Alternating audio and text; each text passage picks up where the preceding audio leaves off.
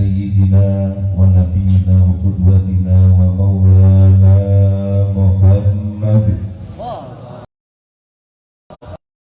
ibni Abdillah an-Nabi rahmah al-Habibil alil qadril adidil jah wa ala alihi wa sahbihi wa man tabi'a sunnatahu bil yawmina hadha ila yawmil ba'thi wal lahdah. Amma ba'd, hadratal izin kurama wal fudala, sahadat al-masyayikh wal ulama wa su'ama azzakumullah, wa bil akhos guru kita sekalian, akhina Kiai Jalaluddin Raden Sumatera di Matisuh wa ada alaina min barakatihi fid dharaini amin. Tidak lupa segenap para sesepuh hadirin wal hadirat, keluarga besar Majelis Ramli yang dimuliakan oleh Allah. Amin ya Rabb. Alhamdulillah pada malam hari ini kita dapat bertatap muka, bermuajahah, bersilaturahim dalam acara yang mulia ini, acara zikir istighfar, bacaan sholawat, taklim wa ta'alum, yang insya Allah majlis seperti ini, majlis seperti yang sering disinggung oleh baginda Nabi SAW, majlis yang hafat alaihimul malaikah, majlis yang banyak didatangi oleh malaikat, majlis yang disebut oleh Nabi hum qaumun la yasqa jalisuhum, kaum orang yang mana tidak akan rugi siapapun yang menemani hidup di situ, meskipun tidak tujuan haji. Yang ketiga, alhamdulillah kita hidup di Indonesia. Bumi Nusantara ini bumi yang luar biasa, karena sekarang menjadi negara dengan penduduk muslim terbesar di dunia, dan muslim terbesar mayoritasnya adalah ahlus sunnah wal jamaah. Salah satu keistimewaan agama Islam, satu-satunya agama yang sampai hari ini insya Allah sampai yaumil kiamah pengikutnya langsung membaca kitab sucinya sesuai dengan bahasa kitab tersebut. Karena di agama-agama yang lain yang dibaca cuma terjemah. Kita dari kecil sudah dididik orang tua kita, ustaz-ustaz kita langsung belajar membaca Al-Quran dengan berbagai metode. Hanya Al-Quran yang sampai hari ini dibaca dengan bahasa asli, yaitu bahasa Arab. Dan hanya bahasa Al-Quran, bahasa Arab sampai hari ini masih dipakai percakapan sepertiga penduduk dunia. Yang kedua, salah satu keistimewaan lagi, hanya Nabi Muhammad Sallallahu Alaihi Wasallam yang anak cucunya sampai sekarang terdapat, dan anak cucunya ada serta turut berjuang menyebarkan Islam kemana-mana, termasuk alhamdulillah di Indonesia ini. Yang membawa ajaran Islam di Indonesia adalah pertama-tama adalah para dzurriyyah atau anak cucunya baginda Nabi Sallallahu Alaihi Wasallam. Oleh karena itu luar biasa kalau kita ditakdirkan, dicetak, ditulis di Lauhul Mahfuz termasuk umat Nabi Muhammad Sallallahu Alaihi Wasallam. Yang ketiga, kalau malam ini kita kumpul, kalau malam ini kebetulan saya di sini, sebetulnya tidak kebetulan, sebab dulu sudah tercatat di Lauhul Mahfuz al-arwah junudun mujannadah. Roh-roh itu dulu sebelum kita dilahirkan sudah dikumpulkan.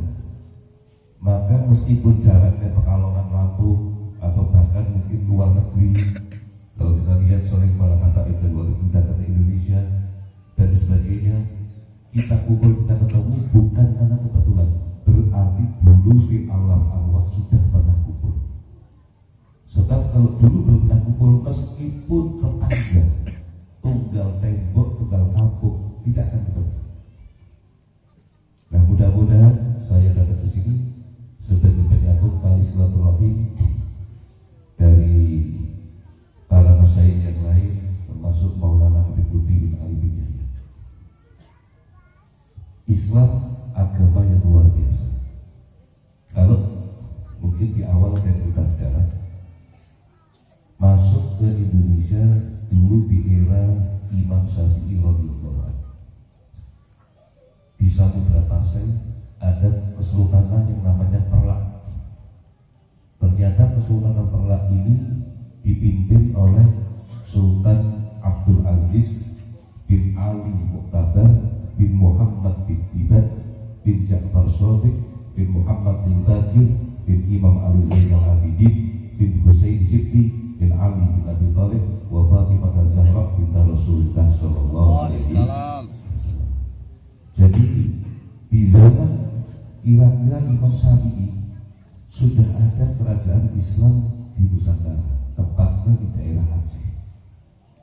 Nanti pada perkembangan berikutnya menyebar dari mulai Samudra Pasai atau Selat Pekah sampai ke Pulau Jawa dan seterusnya. Di Pulau Jawa kita temui ada makam Fatimah binti Maimun bin Hibatullah, itu di Leran, Gresik, 200 tahun sebelum Wali Songo. Kalau datuk-datuknya Wali Songo, kakek-kakeknya Wali Songo masuk ke Pulau Jawa di abad ke-13, zaman eranya Prabu Hayam Wuruk dengan Mahapati Gajah Mada. Ada rombongan dipimpin oleh seorang sayyid namanya Sayyid Jamaluddin Husain Jumadil Kubro. Itu datang ke Pulau Jawa lewat Campak, dari Campak. Beliau memang peranakan campuran Arab, India, Campak. Sayyid Jamaluddin membawa rombongan dari Campak masuk ke Pulau Jawa. Rombongan itu dikenal rombongannya para Maghribi, sehingga banyak kita temui di Pulau Jawa makam-makam Al-Maghribi. Itu bukan satu orang makamnya banyak, tapi memang banyak orang rombongan. Sayyid Jamaluddin masuk ke Pulau Jawa, dakwah di Pulau Jawa.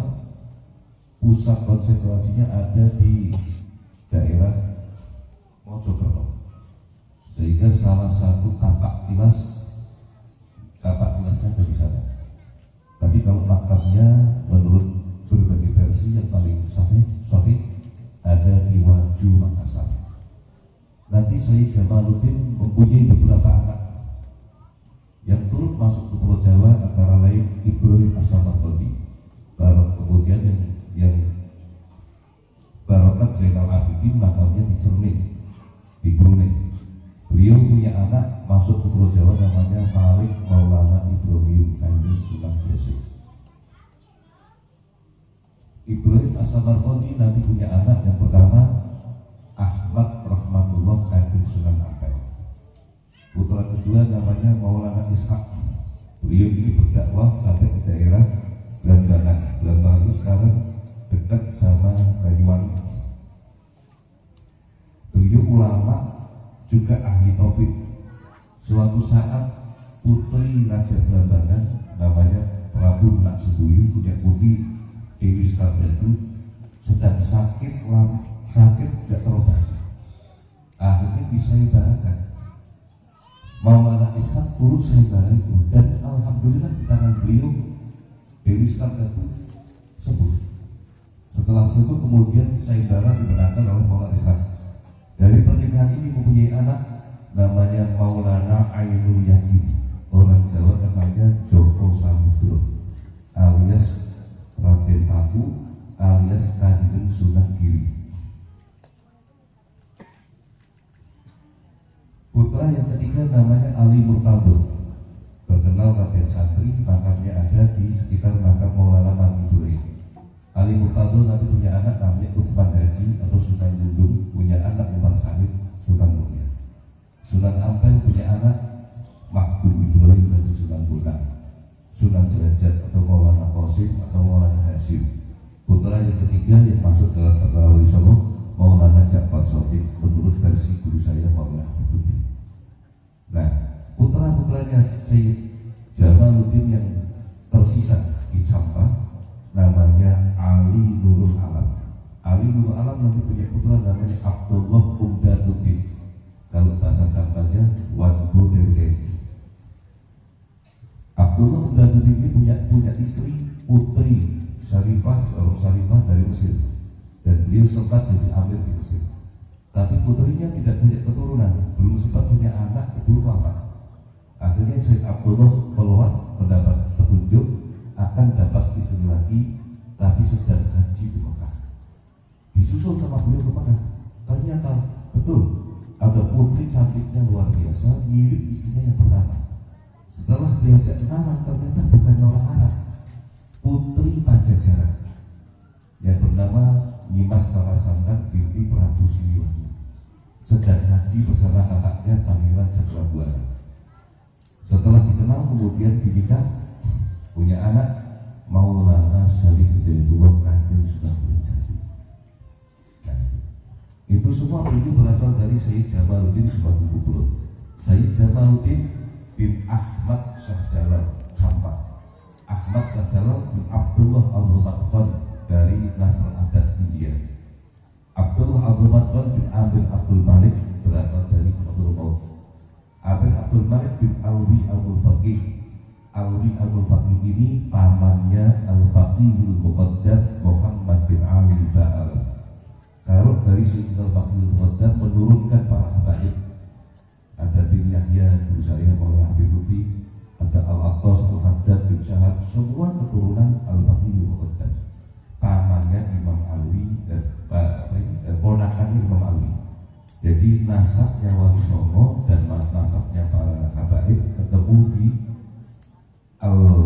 di Muhammad Syekh Alwi bin Muhammad Syekh Faqih Muqaddam Muhammad bin Ali bin Muhammad Syekh Muhammad Sultan bin Ali Khalid Hasan bin Alwi bin Muhammad bin Alwi bin Ubaidillah bin Ahmad Al-Muhajirullah bin Isa An-Nagib bin Muhammad bin Nagib bin Ali Uraini bin Ja'far Sadiq bin Muhammad Al-Bagir bin Ali Zainal Abidin bin Husain Siti bin Ali bin Abi Thalib wa Fatimah Zahra Rasulullah sallallahu alaihi wasallam. Enggak usah diapakan itu, Pak. Sekedar tahu saja bahwa itulah nasabnya Wali Songo yang menyebarkan di Islam di Indonesia. Islam yang Ahlus Sunnah wal Jamaah, mazhabnya Syafi'i, sama dengan para habaib yang lain. Nasabnya sampai ke Rasulullah dari jalur Ba'alani sama.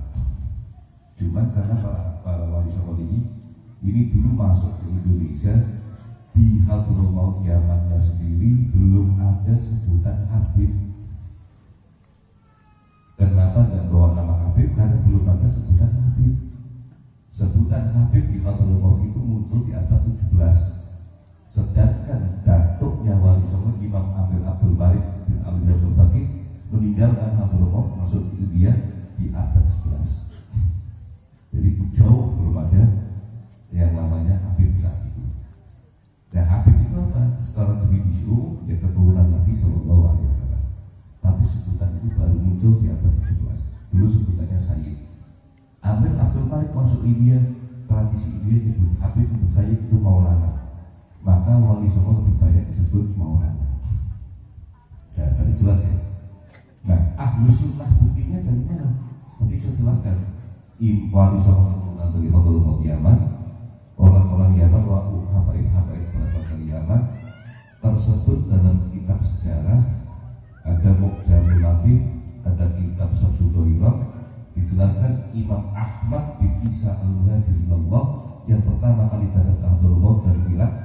Dia dijelaskan akidahnya Ahlus Sunnah wal Jamaah, mazhabnya Syafi'i. Makanya Habib-habib Hadramaut semuanya Syafi'i sekaligus Ahlus Sunnah wal Jamaah. Nah, sama dengan Asia Tenggara, wabil khusus Indonesia. Nah, sampai ke kita dari mana silsilahnya? Wali Songo ini tadi saya sebutkan 9 aulia tadi. Ada yang bernama Ibrahim As-Samarqandi, bapaknya Sunan Ampel. Sunan Ampel tidak saudara tapi Maulana Ishak.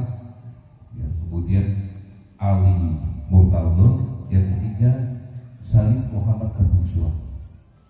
Beliau dikenal Adipati Handoyo Ningrat, menantunya Brawijaya kelima.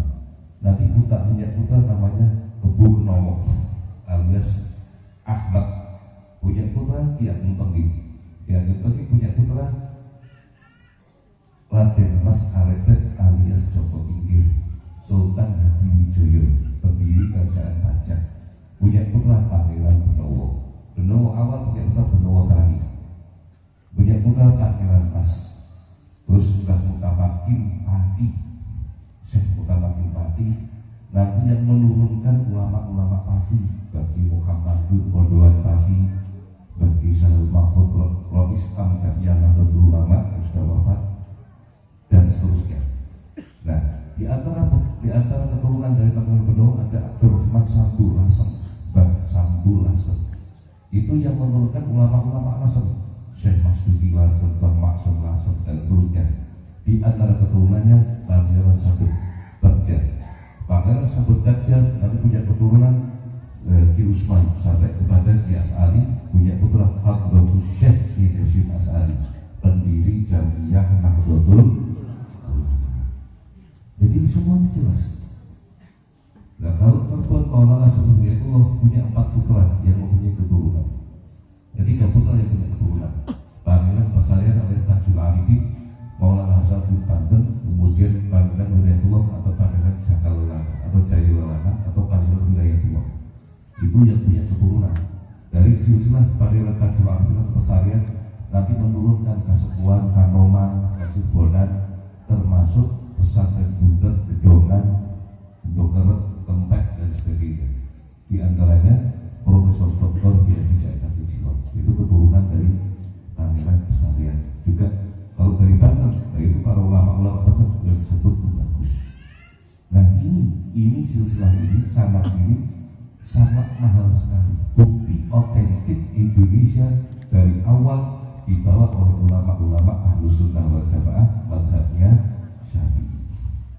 Nah, yang terakhir, tradisi seperti yang kita jalankan ini, ada manakiban, ada berzanji dan sebagainya, itu yang bersumber dari para beliau, bersumber dari ulama-ulama Hadrul Maut sampai ke Nabi Sallallahu Alaihi Wasallam. Sok dengar gak kalau tahlilan dibid'ah-bid'ahkan? Betul? Sok dengar ya? Benarkah kirim doa kepada orang yang meninggal itu tidak sampai? Pernah dengar? Tadi beliau baca Fatihah lima Hadrul, kira-kira sampai apa enggak? Yakin sampai? Yakin. Pernah dengar ada yang menolak itu? Di luar sana baju. Orang sudah mati ngapain dibacakan doa? Betul nggak? Ngapain ditahlilkan? Betul nggak? Orang sudah mati ya sudah selesai. Pahala tidak akan sampai, betul atau enggak? Pernah dengar itu ya? Nah, dan itu yang paling situ. Kalau tahlilan ziarah kubur oke, terjadi perbedaan pendapat, betul atau enggak? Tapi kalau sholat jenazah perbedaan pendapat apa enggak? Mohon maaf, ormas setelah sholat jenazah apa enggak? Yang pernah ke Mekah, yang pernah haji, pernah umroh, di sana hampir setiap ada sholat waktu ada sholat jenazah, ada sholat gaib, betul nggak? Berarti sholat jenazah atau sholat gaib semua madhab semua yang melakukan, betul nggak? Kenapa ada sholat jenazah? Berarti yang sholat yang masih hidup atau meninggal? Sudah mati ya? Yang sudah mati ya? Kenapa disolati? Karena sudah tidak bisa sholat sendiri. Jadi kalau sudah tidak mau sholat, nanti ngomong sama beliau biar disolatkan di sini namanya. Berarti yang disolatkan sudah mati, betul? Kira-kira yang sudah mati ini dapat manfaat nggak dari sholatnya orang hidup tadi? Dapat apa enggak?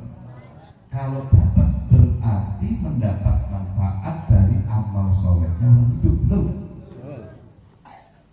Berarti sampai apa enggak? Sholat itu amal soleh bukan? Amal soleh ya? Oke.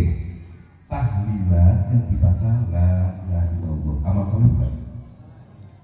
Surat Fatihah amal soleh bukan? Yasin dan seterusnya amal soleh bukan? Dihadiahkan kepada yang sudah meninggal sampai ke hari. Sholat saja sampai. Nah, Sohibul Bait yang punya rumah karena didatangi orang pada tahlilan memberikan suguhan semampunya, entah minum, jajan, kadang-kadang nasi, karena didatangi tamu. Nah itu apa salah? Si yang punya rumah kemudian melihatkan, ya Allah, ini suguhan saya hadiahkan kepada orang tua saya sudah wafat, mbak saya sudah wafat. Sampai tidak gitu? Sampai. Analoginya sholat jenazah saja sampai. Nah ini bukti bahwa amal soleh ditransfer itu sampai. Lanjutnya datang di sini kemudian bawa gula sekilo, bisa diberikan kepada sini untuk jamaah sini. Diniatkan orang tua saya sudah wafat, mbak saya sudah wafat. Sampai apa enggak? Sampai. Nah, analogi yang kedua, sholat jenazah itu isinya ada bacaan takbir. Takbir berarti berkalimat Allah, kalimat thayyibah, betul? La ilaha illallah berarti kalimat thayyibah. Sama apa enggak? Sama kan? Berarti ada kalimat tahmid, ada kalimat dzikir, ada kalimat Allahu Akbar. Di sholat jenazah ada bacaan suratul Fatihah, betul? Berarti kirim bacaan Quran sampai. Di sholat jenazah ada bacaan selawat.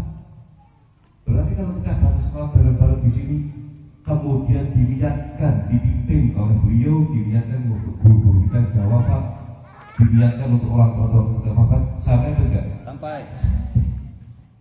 Di sholat jenazah ada Allahumma gfirlahu warhamhu wa'afihi wa'afu. Kalau jenazahnya laki-laki, kalau perempuan Allahumma gfirlaha wa'afiha wa'.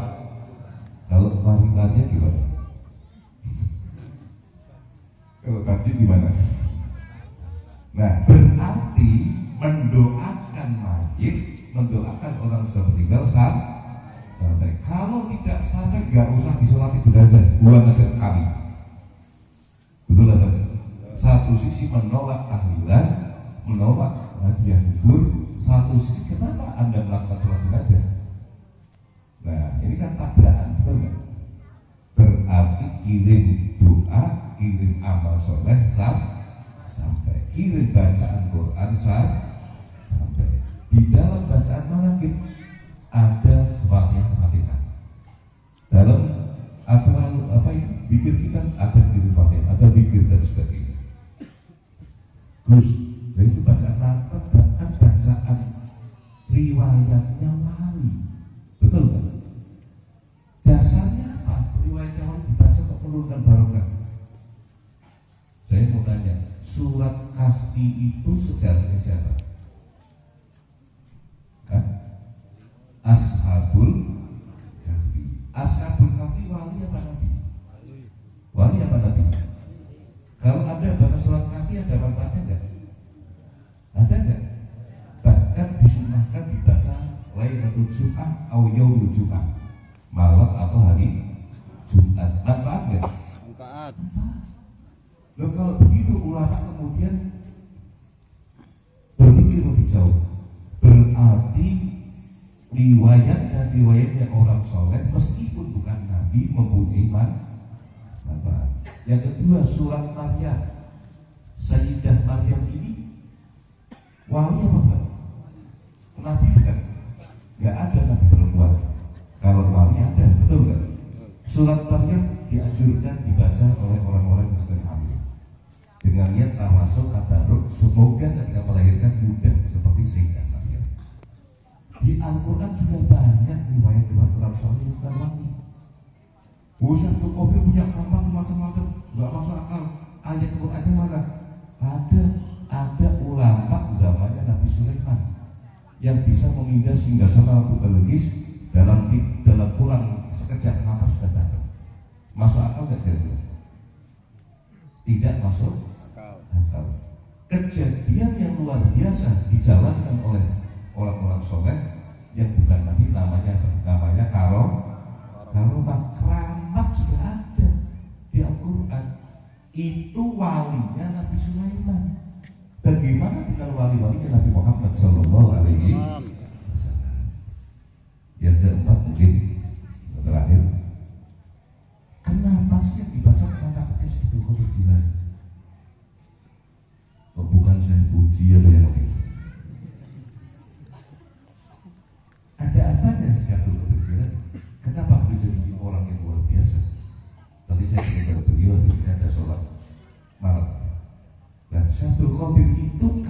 sholat subuh biwudu isya.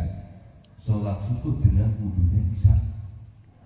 Isyanya jam berapa? Setengah 3? Bukan. Isyanya tetap jam 8, setengah 8 sesuai dengan waktu yang ada di sana. Sampai subuh tidak batal wudu. Kira-kira bisa nggak? Kita praktek bisa nggak? Gara-gara ngaji sama kira dari Sumatera pulang terus sholat subuh kalau nggak isya 3 hari langsung semprot sama istrinya. Kalau tidak sholat tidak batal wudu berarti nggak menyentuh istri, betul nggak? Kanjeng seperti itu. Kita nggak usah perlu wiri-wiri, nggak usah repot. Coba praktek palingnya saja bisa. Habis bisa sampai subuh nggak batal wudu, berarti nggak ke toilet, berarti nggak kencing, nggak kentut, nggak nyentuh istri. Oh mungkin satu mungkin nggak punya istri, barangkali dia ini bersambang minumnya. Kadang saya itu istrinya 4, sama istri satu aja nggak jam 3 lagi di WA terus. Nggak punya anak kali. Kadang saya putranya 50. Dalam kitab Tafsirul Khatir berada. Itu masih seperti saya juga bingung kalau baca itu. Terus bikinnya apa? Nah ini beliau-beliau ini sudah diberi waktu banget. Nah, kajian saya sholat subuh di wudu Indonesia dalam wudu Indonesia berapa lama? Berapa hari? Mundu arba'ina sana 40 tahun. Subhanallah. Yo pantes kalau riwayatnya dibaca bisa tajilur rahmah, yunjilur rahmah, berbarokah wa fidhatul ilahiyah. Pantes. Karena orang-orang ini sangat cinta pada Allah dan Allah cinta pada diri. Karena wali-walinya Gusti Allah. Untuk kita mau tiru begitu mustahil, sangat sulit sekali. Betul kan? Nah, yang paling mending-mendingnya bagaimana? Yuhsyarul mar'u ma'aman ahab. Orang akan dikumpulkan dari orang yang dicintai. Ada cerita dalam kitab Tafsirul Khatir. Ada orang di alam kubur sedang dipetung sama mereka. Syabdul Qadir lewat. Kasihan ini orang Islam. Mati belum tempat taubat, dipetung sama mereka. Nah, untung kita nggak bisa seperti itu. Kalau bisa buka praktek ramalan gitu. Syabdul Qadir dekati dia. Ditanya, sebentar malaikat saya tanya dulu. Atak Rifuni kenal dengan aku apa? Orang jawab, oh saya kenal juga, dia kenal. Posternya di mana-mana banyak, gambarnya banyak. Tapi pernah ikut ngaji di tempat saya apa belum? Belum pernah ya sih bisa. Ngaji yang mingguan belum pernah, bulanan belum pernah, tahunan belum pernah. Subhanallah. Ya sudah, kalau saya ngaji kemana pengajian umum pernah hadir belum pernah. Hatta sambil jaga sound system belum pernah. Sambil doa belum pernah. Subhanallah, ini orang gimana ini? Hanya saya nggak bisa lagi. Terakhir ya sudah. Coba diingat-ingat ada hubungannya dengan saya. Orang itu jawabnya sih bisa. Suatu saat panjenengan mau pengajian. Kalau sekarang pakai Pajero, sekarang pakai Innova, dulu pakai kereta. Saya di pinggir jalannya dulu belum pakai aspal, masih pada pasir. Saya kecipratan pasirnya, saya kena debunya, karena saya berdecut. Ya Allah, barokahnya debu yang nyiprat ke orang ini ketika saat saya mengaji, aku minta ya Allah, panjenengan turunkan rahmat dan maghfirah untuk orang ini. Barokah kecipratan debunya kiai mau ngaji bisa jadi sebabnya diampuni dosanya semakin mati. Bagaimana kalau ada pengajian seperti ini? Yang mungkin jalannya terganggu gara-gara pengajian, mungkin emperan rumahnya ditempati gara-gara pengajian, mungkin ikut urun ketika pengajian, entah itu akuasa kudus, entah itu gula, entah itu uang. Kalau karena kecipratan debunya saja layak mendapatkan maghfirah, insya Allah kita yang bersusah di sini, melektor di sini, melegakan waktu di sini. Orang kampung yang terdampak mungkin karena pengajian kemudian jalannya susah, kenyamanan terganggu, lebih layak mendapatkan itu. Karena majelis ini disambungkan. Ya, tapi saya dengar ada Guru Zaini, Abdul Ghani Mantapura, ada Syekh Muzaki dan sebagainya. Mudah-mudahan kehadiran saya di sini menjadi salah satu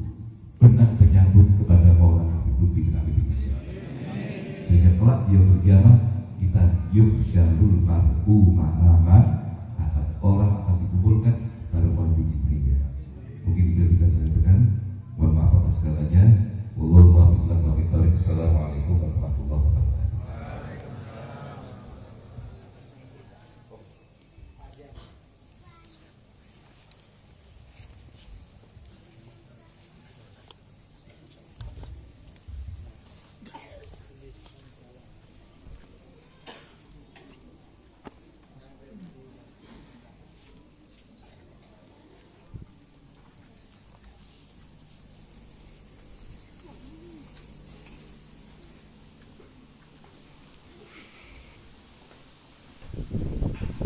الصلاة جامعة الصلاة جامعة الصلاة جامعة الصلاة جامعة الصلاة لا إله إلا الله.